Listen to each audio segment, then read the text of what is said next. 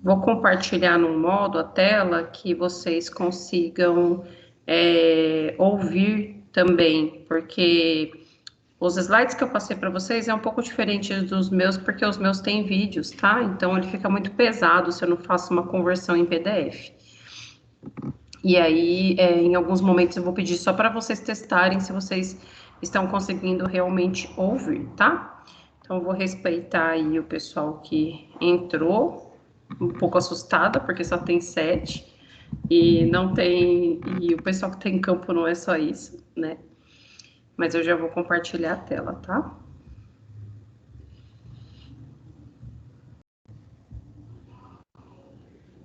Só digam para mim, por gentileza, se vocês estão conseguindo ver direitinho. Dá Sim, pra Pro, ver eu tô normal, bem. Pro. Tá ótimo. Bom, então vamos lá. O importante é que vocês, assim, gente, essa aula ela é super extensa, tá? Vacinação segura com relação à Covid-19.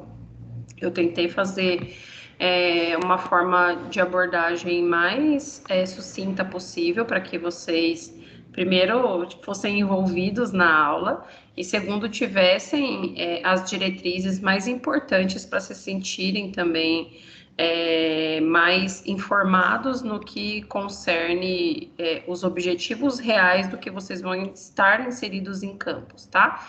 Então, tem, claro, a fase histórica, tem as questões políticas, tem as questões fundamentais com relação à vacinação, não só da Covid, mas no âmbito global, para que vocês tenham ciência de onde vocês estão inseridos, porque a gente não sabe o que vocês vão ser daqui a pouco, né? Falta muito pouco para vocês serem enfermeiros, e em determinadas áreas de atuação é muito diferente o contexto que vocês vão viver. E a sala de vacina, a sala de imunização, ela é um ambiente muito valorizado dentro da atenção primária à saúde, tá?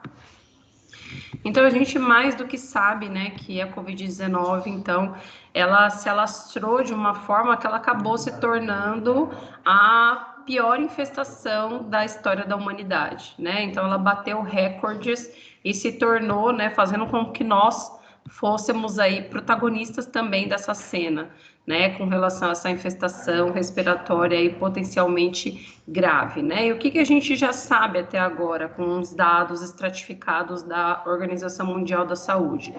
É que quando as pessoas são manifestadas com essa doença, 40% dela tem uma forma leve ou moderada de sintomas, 15% delas vão ter a necessidade de um suporte de O2 manifestação é ótimo, manifestando sintomas severos dessa doença, e 5% da população, mesmo que em percentuais pareçam baixos, mas 5% de população é muita população, tá?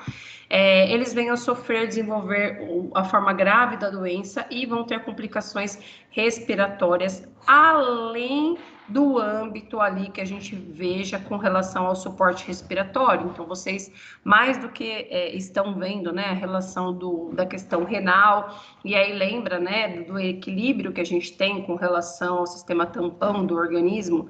Se o paciente tem o sistema respiratório comprometido, função renal é que vai atuar. E já que a Covid-19 tem a capacidade de fazer tanto essa manifestação renal, qual é as chances que a gente tem desse paciente desenvolver sepse? São altas, tá? Além dos quadros que a gente também vê de complicações cardíacas originando-se das tromboses, tá? Então, cada vez que se passa algum tempo, a ciência vem mostrando que a gente está diante de um cenário que ainda é desconhecido, é grave, e a gente precisa de um contexto que feche o cerco, e esse fechar o cerco é muito ainda embasado com relação a cuidados elementares, né, com relação à transmissibilidade da doença, mas também aos cuidados à vacina. Não tem, por enquanto, nenhuma outra forma científica que vá fazer um cuidado de vetar o alastre dessa doença. E a gente sabe, né, que o Brasil está sendo o epicentro dessa doença e fica muito degradante, inseguro para nós aqui brasileiros, ainda mais profissionais da saúde, né, manter um equilíbrio entre razão, emoção e segurança de trabalho nesse cenário que estamos inseridos. Mas e aí, o que é vacina mesmo, né? Então, a gente sabe que vacina é vacina, horas, é aquilo que a gente recebe desde a hora que nasce, né? Nasceu, já lá recebe, é também aquele instrumento de várias fake news, mas e além disso, o que a gente pode saber com relação a isso? Acho que minha mãe não sabe que se passar aqui, e também ela apagou a luz agora, desculpa, tá, gente? É uma preparação biológica, né, que ela acaba estimulando o organismo a produzir os anticorpos para que a gente possa manifestar uma questão de bioproteção a partir desses componentes que são introduzidos no nosso corpo, tá? Então, ele pode ser introduzido essa questão de ter uma resposta imunobiológica, seja por componentes de carga viral ou de carga bacteriana, depende de onde é esse componente, de onde ele foi estratificado, tá? E aí ele tem diferentes técnicas, né? Ele pode ser a partir de um componente inativado, né? Um patógeno inativado, ou de uma sentença atenuada, tá? Ou modificado em laboratório. Tudo depende de como é a estrutura desse vírus ou dessa bactéria e como ele vai fazer esse estímulo para que os nossos anticorpos comecem a produzir, né, os anticorpos de defesa, para que esse antígeno passe a produzir anticorpos dentro do nosso organismo, ok? A gente vai falar um pouquinho mais lá na frente como funciona isso daí, tá? E não é só uma proteção a nível individual, é uma proteção a nível coletivo, em larga escala. Uma vez que eu tenho um indivíduo protegido e eu faço isso num dimensionamento de ampla cobertura, essa população ela fica garantida com relação ao tratamento direto e indireto com relação a essa transmissibilidade da doença. Então, eu faço realmente um cerco de proteção e eu tenho um percentual a atingir. Então, toda a rede de atenção primária, a partir do Plano Nacional de Imunização, eles têm uma escala a ser atingida, ou seja, eles têm indicadores a cumprir para que eles consigam ter a segurança da efetividade das vacinas que eles pretendem alcançar, tá? Falando um pouquinho do histórico, né? Vocês acompanharam, vocês foram meus alunos também de Seminário Integrador da Saúde do Adulto, eu abordei isso, né, com relação à história da vacina, com relação ao histórico até mesmo do Brasil, mas falando a nível mundial, a varíola foi uma das doenças que mais erradicou aí com relação ao surgimento das primeiras vacinas, tá?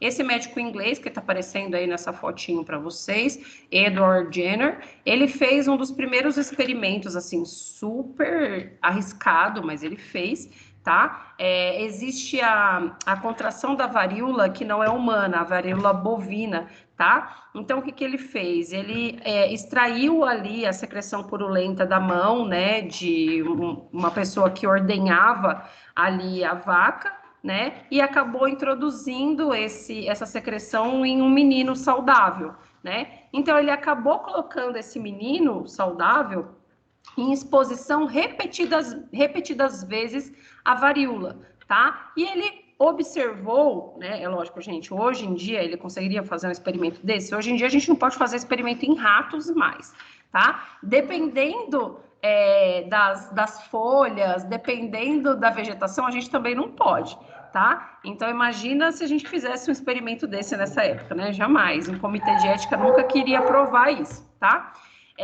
Mas aí o que ele fez? Ele foi e colocou o menino, né, essa criança, várias e várias vezes em exposição à varíola, tá? E aí ele percebeu que deu certo, né? Esse menino manteve-se saudável, porque na primeira exposição que ele teve, com essa secreção purulenta de uma mulher que ordenhava uma vaca que já tinha, né, o vírus da varíola, ele já contraiu essa defesa que ele precisava, já era a primeira vacina que ele criou e, consequentemente, ele teve os antígenos depositados no seu organismo para tirar os anticorpos necessários para a defesa da varíola, tá?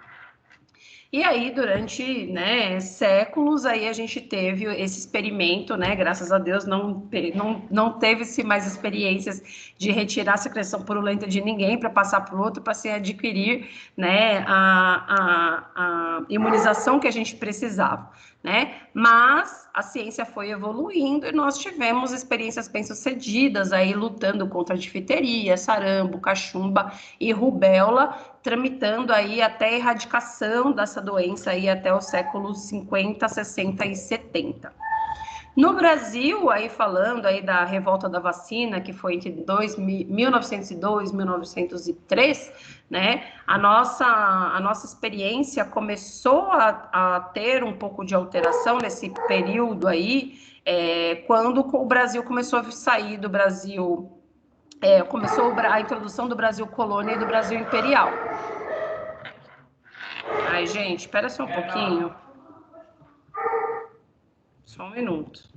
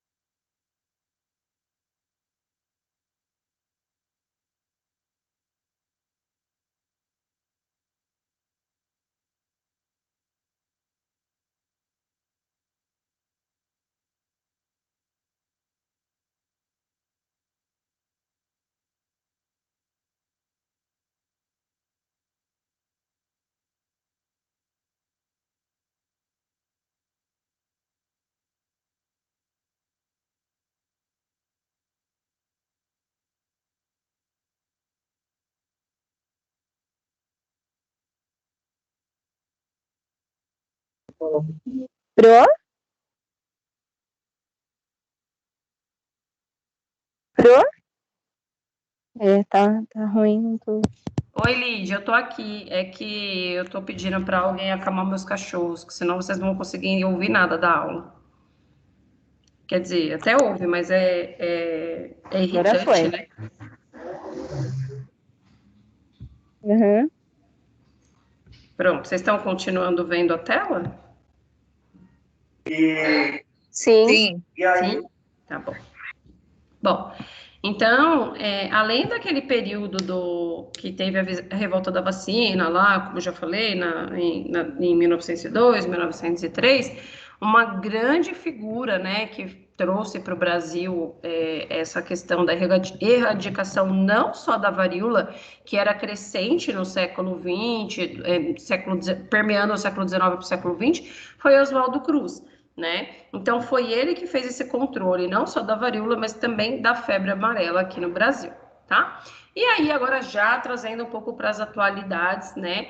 Em 1973 foi formulado o Programa Nacional de Imunização, né? E qual que é o objetivo, então? Eles fazem ações que coordenam não só em caráter municipal, mas em toda a estrutura macro de quais são os procedimentos de divisão desses imunizantes, tá? Então, o que eles observam? Qual é a área de cobertura que eles precisam atingir? Qual é o perfil do local? Então, eles sabem que, por exemplo, estratificando também dados da vigilância, né? A gente sabe que a rede de atenção à saúde, ela trabalha toda ligada de forma intersetorial. Então, estratificando esses dados junto à vigilância, eles sabem que as áreas, por exemplo, de região de Amazonas, têm grande efetividade com relação à febre amarela, muito maior do que região sudeste. É claro que nós tivemos um pico evidenciado com relação à febre amarela lá na época de 2018, 2019, não, 2019 não, foi em 2017, se eu não me engano, salvo me engano, que foi atípico, né? Mas não fazia parte do nosso Programa Nacional de Imunização, justamente porque era checado que essa doença não fazia parte da nossa territorialização. E tudo isso é responsabilidade do PNI, tá? E aqui, retomando essa questão... Ai, peraí um pouquinho. Que essa barra de ferramentas fica na minha frente, eu não enxergo o slide. Retomando aí, só para dar um exemplo, nessa questão de como é fortalecida o Programa Nacional de Imunização dentro desses setores que trabalham de forma intersetorial, né? A poliomielite foi uma das doenças que foram erradicadas, né? Então, que infelizmente, né, gente, é claro que a gente tem esses atenuantes, infelizmente, das pessoas que ainda acreditam nas facilidades de multiplicação de notícias não reais através das fake news. A gente teve um retorno aí infeliz da polio, mas tudo isso foi a garantia de erradicação da polio foi graças à PNI. Então, a gente segue calendário nacional de vacinação de acordo com o território e existe uma caderneta para cada foco-alvo. Então, nós temos lá, né, 19 vacinas compreendendo os grupos de faixa etária e os perfis. Então, temos lá calendário da criança, adolescente, adulto, idoso, gestante, povos indígenas, porque eu preciso acometer, eu preciso envolver o grupo de acordo com o que é necessário para essa faixa, né? E aí existem duas variáveis, tá? Que são extremamente importantes quando eu faço a inserção, quando eu faço a introdução de uma vacina dentro de um estudo, ou eu já faço a aprovação dela através de um órgão regulamentador. Primeiro é com relação à eficácia, tá? Então, a vacina precisa ter a garantia que ela vai proteger as pessoas, os munícipes, né, com relação às doenças que forem manifestadas, tá? E esses resultados têm que ser observados não só de forma individual, mas com relação ao grupo que foi estudado. Tá? Então, ela realmente tem eficácia com relação a evitar a infecção, evitar os casos graves de doenças e diminuir os números de internação? Ok, essa vacina é eficaz. E a outra variável é a segurança, tá? Então, eu preciso garantir mortalidade com relação a valores de eventos adversos, sabe? Então, não adianta você fazer uma vacina...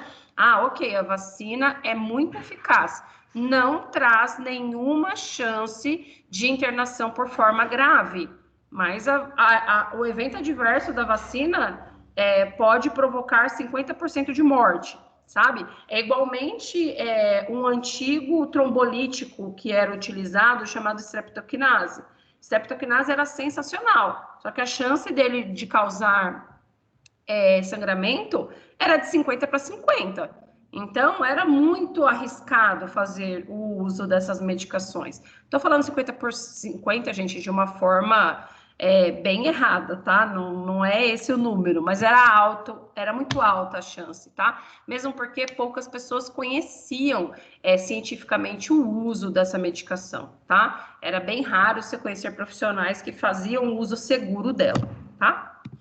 E aí, só para que vocês tenham um conhecimento mais amplo sobre o assunto, porque não é simplesmente você chegar lá numa sala de imunização, numa sala de vacina, receber essa vacina e pronto, acabou. Existe todo um trabalho sendo feito por trás desses bastidores, né? Porque hoje eu falo, quem trabalha em sala de vacina, quem trabalha na atenção primária à saúde, está com os focos neles, né? É claro que a gente sabe que os hospitais aí estão abarrotados de pacientes sendo trazidos, sendo internados, hospitalizados, e infelizmente a maioria deles evoluem a óbito, mas a gente também tem conhecimento de muitos casos felizes de pacientes que evoluem muito bem a essa doença, que saem e voltam para os seus seios familiares esses indicadores de imunização são de responsabilidade de quem é responsável pela sala de imunização. Quem é o responsável da sala de imunização? O enfermeiro, tá? Então, existe o responsável técnico, o enfermeiro que é responsável pela unidade básica de saúde como um todo, e existe o enfermeiro responsável pela sala de vacina, tá? Então, eu vou lá, eu aplico as vacinas, mas eu também faço registro dessas vacinas. Eu também coleto informações que são inerentes a esses recursos que vão ser compilados e transportados depois lá para a vigilância epidemiológica, tá? E aí esses indicadores vão falar para mim sobre a homogeneidade de cobertura entre os municípios. Então, a meta que foi estipulada, ela foi coberta, ela foi estabelecida? É um dos critérios adotados de indicadores, tá? Também é verificada a homogeneidade entre os municípios, tá? E isso é numa estrutura macro, eu acabei pulando as etapas, falei de um e depois falei do outro. Então, eu verifico se eu faço a cobertura municipal e ela é coberta, e eu também faço essa representatividade em proporção com relação à cobertura vacinal, tá? Também checo a taxa de abandono, né? Aquelas pessoas que iniciaram o quadro, né, principalmente para aquelas vacinas que são 2 doses e não completaram, né, o esquema vacinal. E aí essa taxa de abandono tem algumas normativas, sendo de 0, né, para aqueles pacientes que eles eram para ser atingidos as taxas, né? Então, por exemplo, agora estão sendo vacinados professores de 47 anos. Então, no meu território, eu tenho 50 professores, 0 foi a dose final, né? Então, 0 foi a taxa atingida daquela localização. Então, não consegui atingir a média.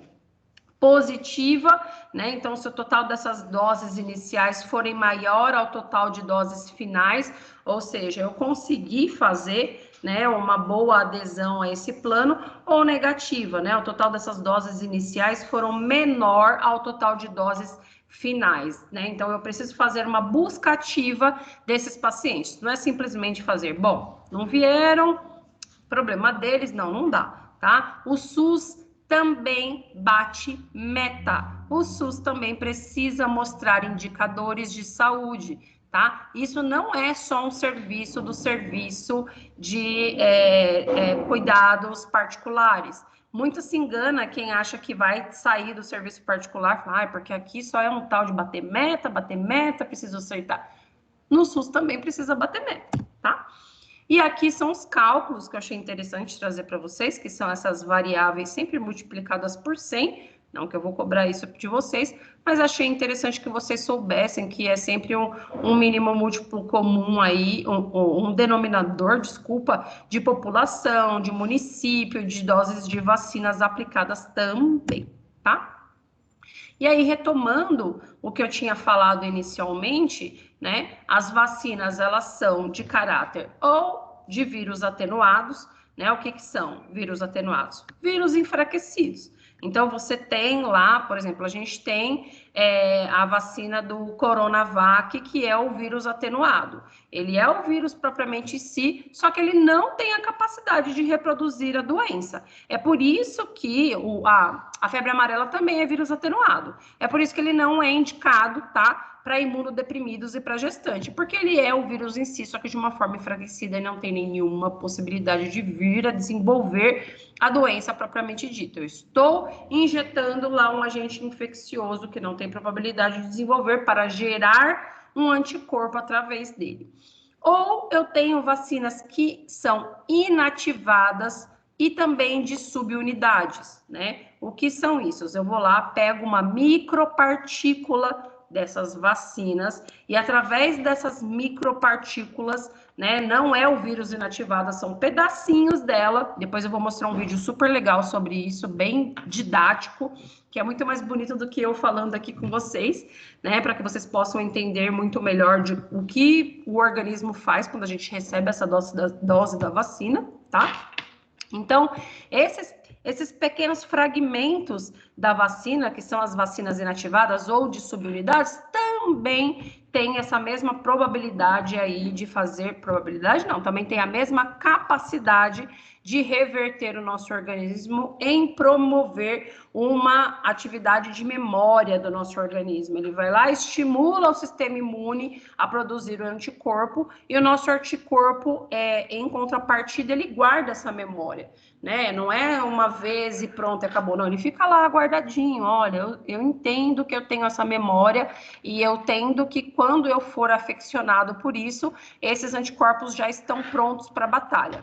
Ah, então por que a vacina do H1N1 eu tenho que tomar anualmente e a vacina da BCG eu só tomei quando eu nasci? Bom, acontece que algumas doenças, elas foram erradicadas, né? E algumas doenças, elas têm sazonalidade e elas mutam o vírus. Vocês bem sabem que até a Covid-19, que é o mal do século, vamos se falar assim, já tem subunidades que estão de variáveis. Por exemplo, aqui no Amazonas, a gente já tem o que é chamado de P1, né, que é uma nova variável. H1N1, a gente tem variável? No só a própria vacina, né? Eu não tenho certeza sobre qual é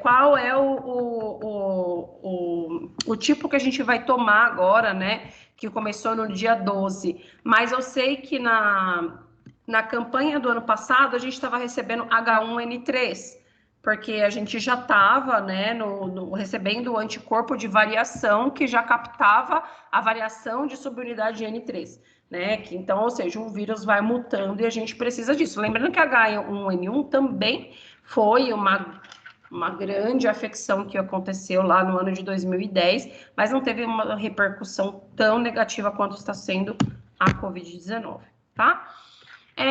Para que vocês conheçam um pouquinho, né, os bastidores do processo macro, né, de distribuição e produção das vacinas. Então, no Brasil, a gente tem uma logística bem complexa com relação à chegada desse material, né, e uma inspeção desses ingredientes farmacêuticos ativos, que são chamados de IFA.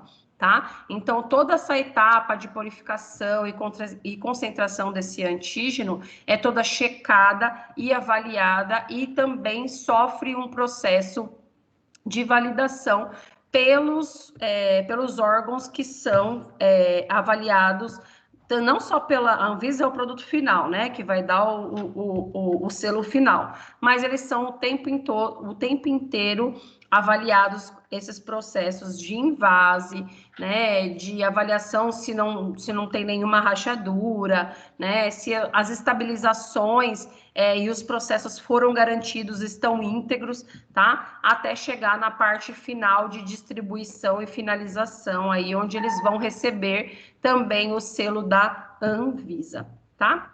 Desculpa, esse slide ficou duplicado. E tanto a gente se ouve falar de Anvisa, mas para que serve a Anvisa, afinal?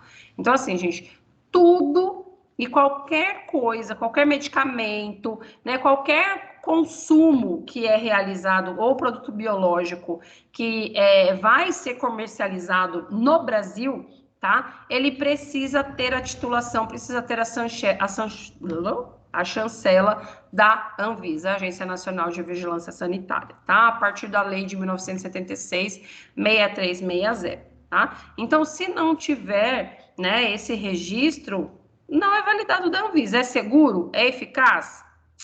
Não sabemos, não foi testado e avaliado por essa equipe que é tão consolidada, né, e respeitada a nível nacional e internacional também, tá? Eu vou pedir só para que vocês prestem atenção no vídeo se vocês estão ouvindo, tá? Porque para mim sai o som, não sei se para vocês vai sair. Tá ok? Sim. Beleza.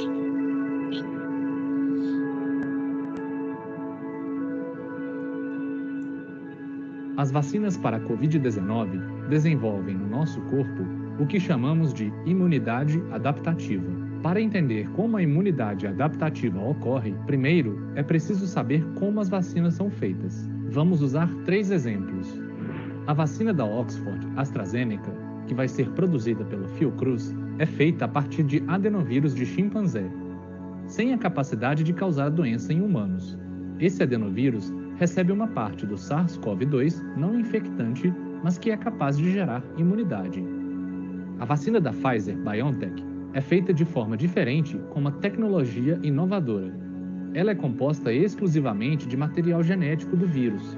Parte do código genético responsável pela produção da proteína spike, o RNA mensageiro, é retirada do coronavírus e envolta em nanopartículas lipídicas que vão compor a vacina.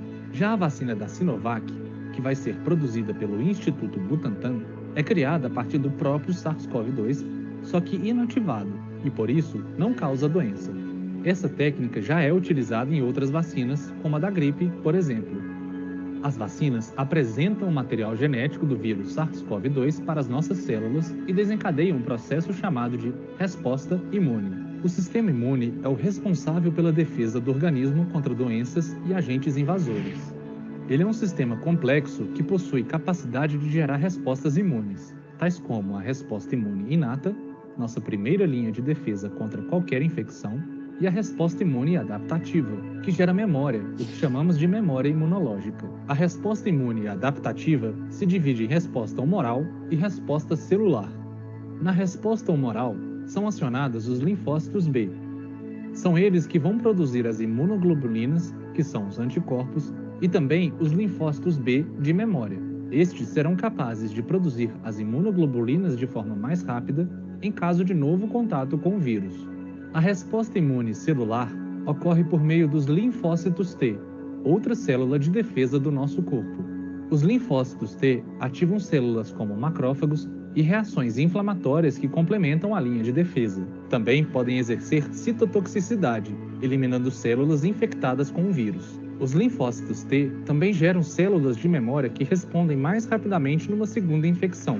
É dessa forma que as vacinas são capazes de desenvolver uma memória imunológica adaptativa. De fato, as vacinas deixam o organismo preparado para responder de forma mais rápida às infecções, tornando as pessoas imunes ou apenas desenvolvendo formas mais brandas das doenças.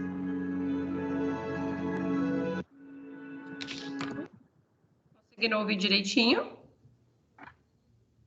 Sim. Tá ótimo.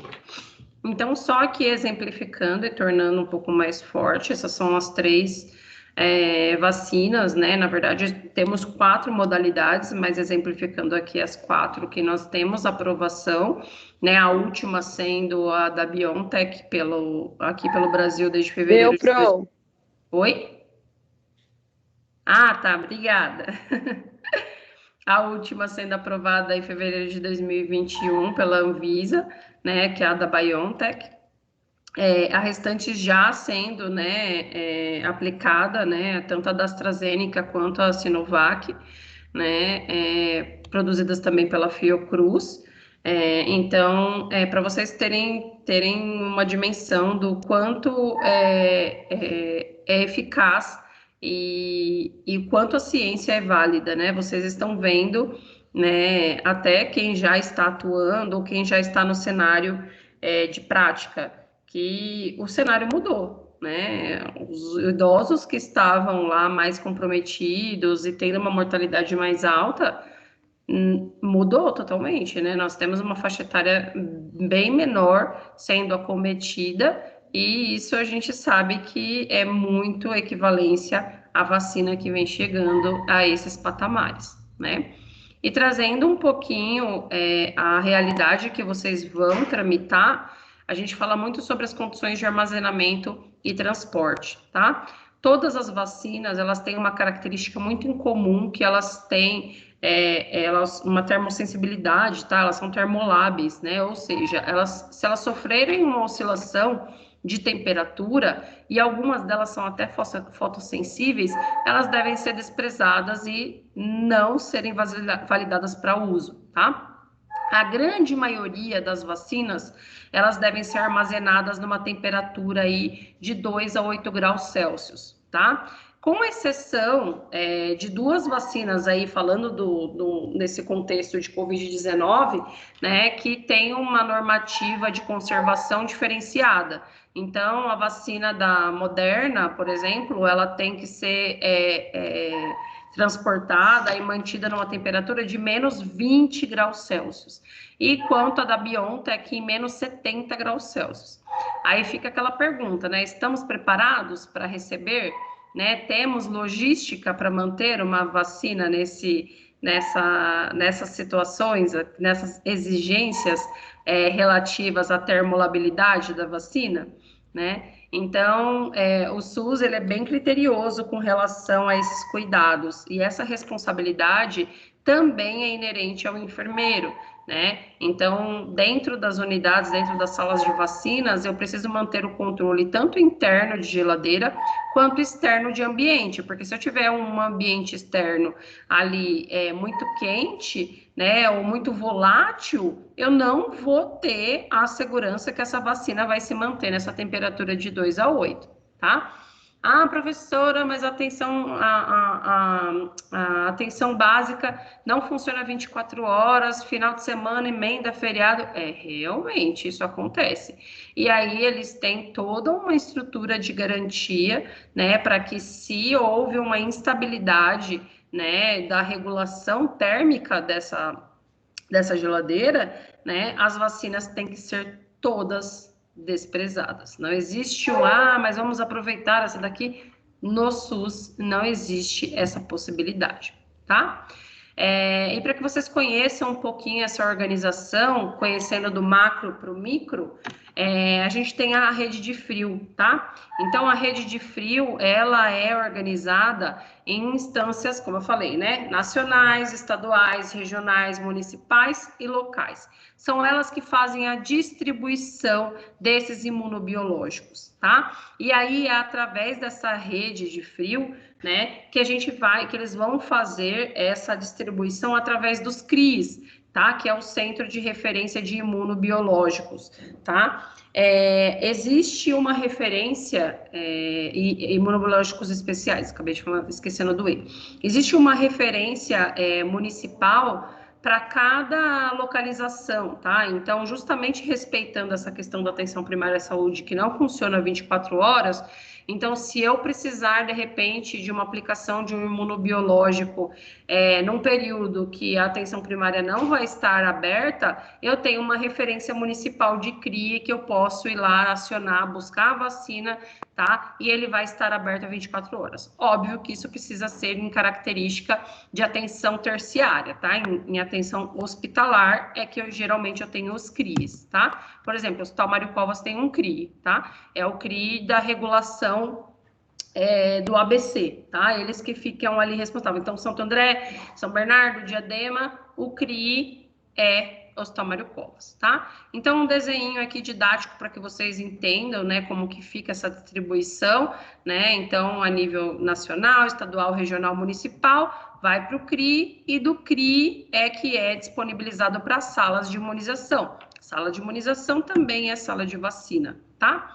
E aí, como eu já falei, essas salas de vacinas, elas têm uma estruturação, as salas de imunização têm uma estruturação, equipamentos próprios para isso, e eu tenho que ter uma responsabilidade toda concentrada nesse local. Afinal, o foco está sempre dentro dela, ainda mais nessa situação. Eu preciso, quanto enfermeiro, ter uma avaliação do quadro de quanto tempo, qual é o período que eu vou usar os imunizantes, idealmente que seja de consumo de 30 dias, tá? Então, é por isso que eu preciso conhecer o cenário da onde eu sou introduzido, qual é a minha área descrita, tá? Então, o meu território tem uma população de X idade, né? Qual é o meu percentual de gestante? Então, eu sei que eu vou ter puérperas, eu vou ter recém-nascidos, eu vou precisar de X quantidade de vacinas para 30 dias, tá? Para que eu tenha esse abastecimento, né, de uma programação prévia. Não dá para em cima da hora, uma semana, ai meu Deus, vou ter nascimentos daqui 30 dias e vou precisar. Não dá, tá? Essa execução precisa ser pautada dentro de um gerenciamento bem feito, e é enfermeiro que é responsável por isso, tá?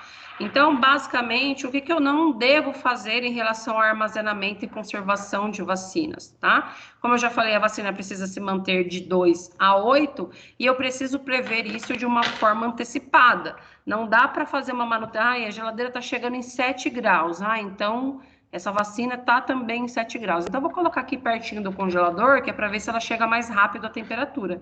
Não dá, tá? A base dessas vacinas são feitas de compostos que invalidam, tá? Todos os micro-organismos, todos os imunizantes que estão voláteis ali dentro daquele líquido, tá? Não dá para colocar dentro da peça do congelador ou nas bobinas, as bobinas que a gente também conhece por Gelox, tá? As vacinas que estão reconstituídas, né, ou seja, aquelas que eu preciso colocar um pozinho, colocar água, ou que eu preciso abrir e não é monodose, depois de 6 horas de abertura, eu não posso mais deixar aberto aquele frasco, eu abri, eu não vou poder mais usar mais. Então, eu não sei se todos viram essa questão ou estão cientes sobre isso, mas, por exemplo, estamos tendo a campanha-alvo agora de professores de 47 anos. Aí eu calculei que no meu território vão serem vacinados 50 professores. Mas não vieram 50, vieram 45. E o que eu vou fazer com essas 5 doses? Vou dispensar? É ouro, né? Não posso fazer isso. Então eu vou chamar minha família. Isso se chama furar a fila. E depois você aparece lá no Fantástico no final de semana. Então, o que eu faço? Através daquele programa, né, que a gente conhece como Vacine Já, onde você já tem um pré-cadastro daqueles pacientes que têm um foco, que precisa de uma atenção maior e que eles precisam de uma validação mais rápida para o recebimento dessa vacina, são esses que vão receber essa vacinação primeiro. Eles chamam em alguns municípios de xepa, em alguns municípios de sobra, né? Então, são esses que vão ser convocados. E a convocação é tipo assim: 4h30 da tarde, olha, você tem 30 minutos para comparecer na UBS para tomar a vacina do Covid. Mas é agora? Tipo, é já, né? Para não perder essa demanda que ficou sobrando. E eles vão atrás mesmo, tá, gente? É um trabalho super de formiguinha, mas é para não fazer um desperdício com relação a esses imunizantes, tá? Essa geladeira, ela é exclusiva de vacina. Não dá para guardar refrigerante, comida, material biológico. Mas se é de vacina, o que custa guardar essa amostra de sangue, essa amostra de urina? Não dá. Se a geladeira de vacina tiver uma vacina, é uma vacina que vai ficar lá e mais nada, tá? Não pode ter, óbvio, vacina vencida, tá? Lá dentro, é impossível se manter dessa forma, tá? Algumas recomendações com conservação de vacina extramuro, né? Ou seja, não vou fazer em loco, não vou fazer dentro do ambiente da atenção primária à saúde, vou fazer fora, vou fazer nas escolas, vou fazer no drive-thru, né? Então, eu preciso utilizar caixas de poliuretano, caixa térmica, tá? Que seja mínima de 12 litros, não dá para ser menor do que isso, tá? Ou maior também, porque senão eu vou precisar de muito mais Gelox, né? Muito mais de bobinas reutilizáveis e não vou conseguir manter essa normativa aí de manutenção de 2. E na extramuro não é nem de 2 a 8, tá, gente? É de 2 a 7, porque passou de 7 graus, eu já não consigo ter a garantia de estabilidade térmica dentro dessa caixa aí de poliuretano, tá? Preciso fazer uma troca constante e manter essa conservação. Então, quem trabalha em vigilância já tem uma certa expertise com relação à durabilidade dessas bobinas, né, do Gelox. Então, eles já sabem ali, olha, para um dia inteiro, quantas que eu vou precisar, quantas trocas vão ser necessárias para não fazer o desperdício com relação aos imunizantes, tá? E aí eu tenho que fazer uma proteção, né, dessas caixas, né? Não dá para ficar exposta lá no sol, tem que ter um mínimo de uma cobertura, porque senão vai aquecer mesmo, tá? E eu tenho que fazer um registro adaptado, tá? No mapa de vacinas ali, para depois ser transcrito no sistema, né? Diferentemente das outras vacinas que só tem um mapa que é reportado à vigilância, agora a gente tem uma tripla segurança com relação aos imunizantes da Covid-19, tá? Precisa também se atentar, porque agora a gente tem um critério diferente com relação à vacina que é de caráter emergencial, e quando eu tenho caráter emergencial de vacina, o protocolo é um pouco diferenciado e vocês vão precisar saber um pouquinho mais disso também para executar a atividade, tá? Esse vídeo aqui, ele fala de como vocês vão fazer para desprezar o material que vocês vão utilizar. Não só a vacina, mas também o pérfuro cortante, ele é bem curtinho, talvez algo que vocês já tenham visto, mas vale a pena relembrar para manter a segurança de materiais biológicos, não só da população que está ali presente, mas da comunidade como um todo, tá? Vocês escutam? O gerenciamento dos resíduos de serviços de saúde visa diminuir a produção de resíduos com um encaminhamento seguro e adequado, protegendo trabalhadores, preservando a saúde, os recursos naturais e o meio ambiente. Os envolvidos no gerenciamento devem conhecer os grupos conforme a RDC 222 de 2018 e, assim, fazer a segregação correta, minimizando os riscos que envolvem a coleta, o tratamento e a disposição final dos rejeitos. Os resíduos do grupo A são aqueles com a possível presença de agentes biológicos que podem apresentar risco de infecção. São geradores destes resíduos aqueles que realizam procedimentos cirúrgicos, laboratórios clínicos, hemoterapia, diálise, vacinação, entre outros. Os resíduos do grupo B são os produtos químicos que apresentam periculosidade à saúde pública ou ao meio ambiente, como medicamentos e produtos tóxicos, corrosivos, inflamáveis e reativos. São geradores destes resíduos hospitais, farmácias, laboratórios de análises clínicas, serviços de radiologia e odontológicos com raio-x de revelação manual, dentre outros. Os resíduos do grupo C são todos os materiais com radionuclídeo em quantidade superior aos níveis de dispensa especificados pela Comissão Nacional de Energia Nuclear, cuja reutilização seja imprópria ou não prevista. Geram resíduos deste grupo laboratórios de análises clínicas ou pesquisa com radioimunoensaio, medicina nuclear, radioterapia, entre outros. No grupo D, encontram-se os resíduos que não apresentam risco biológico, químico ou radiológico, podendo ser comparados aos resíduos domiciliares como papel de uso sanitário, fralda, máscaras descartáveis, dentre outros. No grupo E, estão os materiais pérfuro-cortantes ou escarificantes, como lâminas de barbear, agulhas, ampolas de vidro e lâminas de bisturi. São geradores destes resíduos serviços que realizam procedimentos cirúrgicos, odontológicos, vacinação, piercing, tatuagem, entre outros serviços. A fiscalização sanitária no gerenciamento destes resíduos é fundamental, pois todos os indivíduos expostos estão potencialmente em risco, incluindo trabalhadores dos serviços de saúde.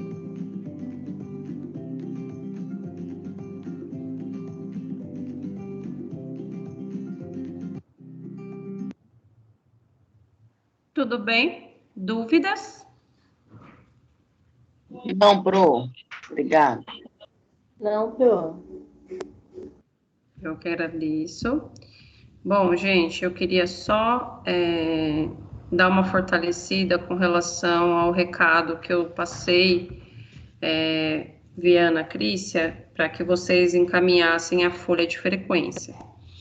Até antes de eu começar a aula de vocês, eu dei baixa em 5 folhas. Vocês são em quase 40 da noite. Eu tenho até amanhã, 9 horas, para reportar isso. Não foi nem a Elisângela que pediu. Foi a coordenadora acadêmica, a Jussara, que pediu. Então, é uma demanda muito maior. Não tem como eu mandar o documento incompleto. O pessoal da manhã está praticamente pronto. Eu preciso que vocês mandem, gente, por favor. Cumpram com as obrigações acadêmicas de vocês, tá bom? Eu vou só pedir para vocês não esquecerem mais uma vez, tá bom? E eu vou, assim que eu encerrar aqui, eu já mando o link para vocês responderem o forms. Gente, não deixa para a última hora. Vocês têm uma mania de aluno que encarna, né? O aluno é uma entidade, parece. E aí vocês deixam para a última hora e depois vocês esquecem de fazer. Cuidado para não esquecer, tá bom? O prazo tá escrito no forms, eu não vou lembrar de cabeça agora, tem muita coisa na minha cabeça. Cuidado para não esquecer e deixar de última hora, que senão depois eu fecho, vocês ficam sem a nota, tá? Oi, Lídia, pode falar, meu bem. O Pro, Ai, dá até vergonha, mas eu só consegui ir 2 vezes no estágio, porque eu só podia ir de sexta, e quando liberou para eu ir, eu tava indo nas minhas sextas, não faltei nenhuma, mas logo em seguida cancelou, né, para quem não tinha tomado a segunda dose lá em Mauá. Então a minha folha, ela não tá completa, mesmo assim você quer que eu te envio? E o professor Renato assinou 4 horas, então deu 8 horas só naquelas folhas, não deu 10. Então, mas é que você está confundindo a lista.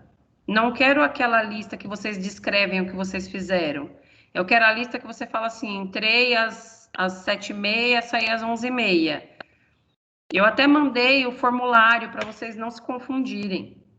É diferente as listas. É que são 2, né, que a gente preenche no dia. Então você quer só aquela, né? Espera aí Mas que mesmo tendo.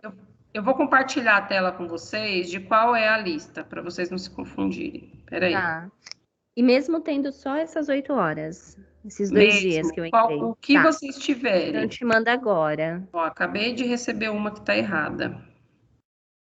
Hum. Deixa eu ver outra aqui que eu recebi. Ó, a Daine mandou certo, peraí.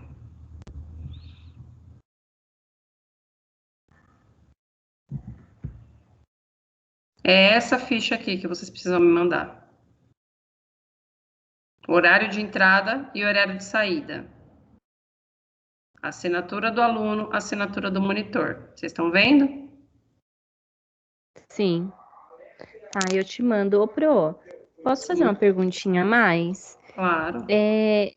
Não saiu ainda, né, a liberação dos estágios para a gente fazer lá em Ribeirão e Rio Grande, né? Infelizmente não. O que eu tenho já é uma resposta para que vocês em maio vocês estão certos em Mauá, mas em Ribeirão ainda não. Ah, entendi. Então tá bom, Pro. Eu tô em casa aí, ociosa, né? Que eu quase não tô conseguindo ir para estágio nenhum. Vamos esperar, então. Obrigada. Mas, ó, gente, quando saem as oportunidades de vacina, porque assim, eu fico no pé de todo mundo. Qualquer oportunidade que tem, eu coloco vocês. Então, até trabalhando de final de semana para fazer isso daí, eu tô fazendo, para colocar vocês em campo. Então, assim, saiu a oportunidade de vacina e vocês podem, se encaixem para vocês conseguirem ir, tá bom? Para vocês não ficarem de fora. Eu sei que teve, essa daí não deu para fazer, né, Lid? Por exemplo, você que só podia de Não, é que eu tô sexta. à tarde. É, Não, Pro. não deu, né? De manhã, se for próximo, eu vou tentar ir com aquela moça lá que me ofereceu, sabe, pra gente rachar os custos. Se ela for também, eu vou de manhã pra onde estiver, porque ela trabalha no mesmo hospital que eu, então a gente volta junto. Tá bom. Aí de manhã eu vou me esforçar ao máximo pra tentar ir. É que também essas vacinas que saíram foi pro período da tarde, né? E aí pra mim não dá. Teve manhã e tarde, na verdade. Ah, então, pra mim não deu ainda. Mas eu agradeço, Pro, brigadão. Por nada. Bom, gente, obrigada por hoje. Bom descanso para vocês. Não esqueçam do Forms, tá bom? Um beijo e não esqueçam da ficha também. Obrigada, Boa noite, Pro. Bom, Pro, boa noite. Boa noite. Boa noite, Pro. Oi? Qual que é a formas que você tá falando? É o que fechou. Tem o que fechou ontem, né? Não, eu vou mandar agora. Assim que acabar, que eu fechar aqui, eu mando o login para vocês. Ah, tá bom então. Obrigada. Bom, nada. Pro, essa ficha é para amanhã, até amanhã às 9 da manhã? Uhum. Ah, Por e-mail. tá. Mas tem que ser escaneada? É porque assim, tem gente que tá mandando foto, dependendo da imagem, eu não consigo baixar. Ah, tá. Eu vou tentar mandar foto, porque escanear eu não tenho. Tá. Tem gente que baixa no Google Play, tem uns programinhas de scanner Ah, tá. Vou para tentar. celular, tá? Mas tem algumas fotos eu consigo ver. Se eu não conseguir, eu sempre respondo. Ó, manda anexado, eu sempre respondo. Tá bom, Pro, obrigado. Nada.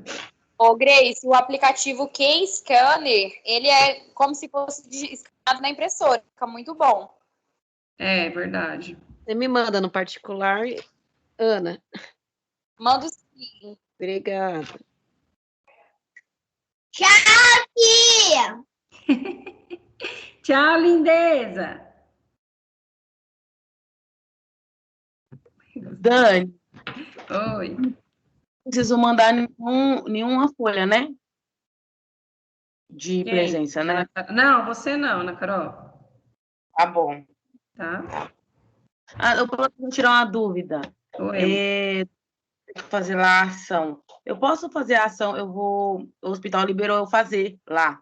E aí eu queria orientar meus colegas de trabalho no manuseio da bomba de seringa. Tem muita gente que tem dificuldade.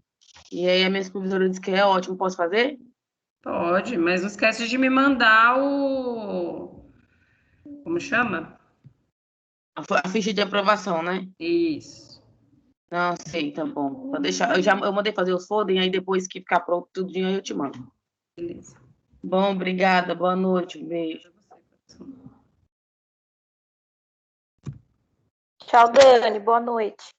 Deixa eu ver quem tá falando comigo, que eu fechei a tela aqui. Tchau, Adriana. Boa noite, meu amor. Adriana. Ah, você veio. Obrigada. Nada. Tchau. Tchau, meu bem.